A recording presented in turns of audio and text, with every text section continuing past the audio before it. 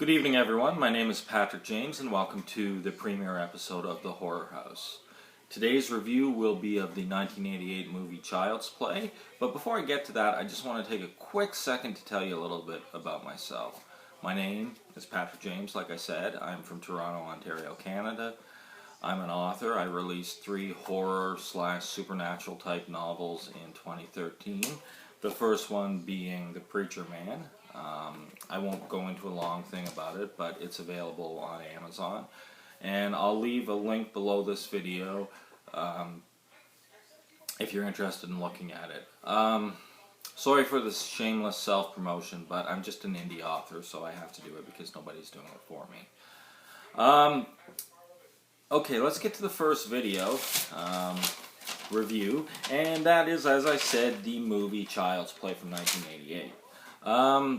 The story starts with a serial killer being chased by a police officer. He manages to escape into a toy store, but the police officer eventually catches up to him and shoots him.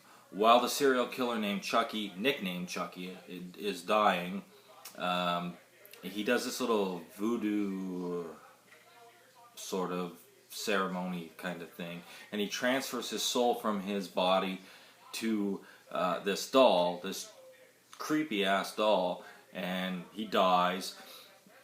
The doll is then purchased by a woman who gives it to her son on his birthday, which is kind of wrong in my opinion. You don't give your boys dolls, you give them cars. You give your daughters.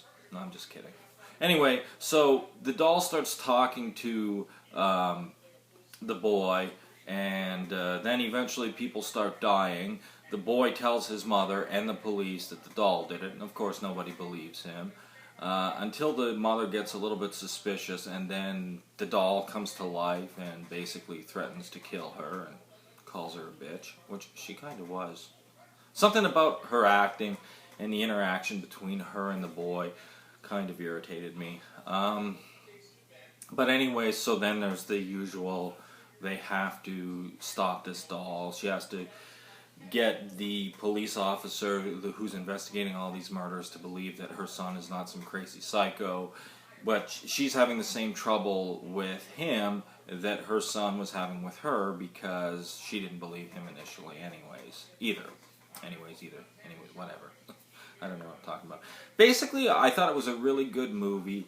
I didn't like the acting, the scenes between the mother and the dog, or I'm tongue-tied today. I didn't like the scenes between the mother and son. I thought it was kind of hokey, and I'm not really a big fan of sweet little innocent kid type. You gotta, because it gets overdone and it gets on my nerves. But it wasn't bad. It was, you could still watch it. The doll was really, really creepy, and when you consider that this movie is from 1988, and, you know, they didn't have the CGI or stuff that they have now, it was pretty well done. The only thing I think is, it kind of seemed like 2 movies, though. There was the first half that was kind of like a psychological thriller where the boy is whispering to the doll is saying things back to him and nobody hears it. Then when the mother finally realizes that the doll actually is alive, it kind of gets a little over the top, it gets ridiculous, it gets to the point where the doll is almost indestructible. There's a voodoo priest that Chucky goes to when he's in the doll, where he learned how to perform the ceremony where he could transfer his soul from his body to the doll, and he says to him, "I'm starting to feel pain, what do I do?" And basically he says you have to go to the first person that found out who you really were and transfer your soul into them with the same ceremony. Then he says, "But you're an abomination and I have to stop you." And I thought to myself, well, wait a second, if you think a human being transferring their soul into a doll is an abomination, why the hell did you teach them how to do it in the first place? That didn't make a lot of sense to me. So then the cop and the homicide detective and the mother go and they see the same voodoo priest who basically tells them, shoot him in the chest and it'll kill him. So here's this tiny doll that they get shot in the chest a couple times, his heart is human now, or whatever type of thing. It should kill him. It's like that, right? They shoot him several times and he still doesn't die. So I think it went a little bit too over the top, trying to make this doll, this evil guy, too indestructible. So it kind of seemed like two different movies to me. Anyway, 1 to 10. Let me just check.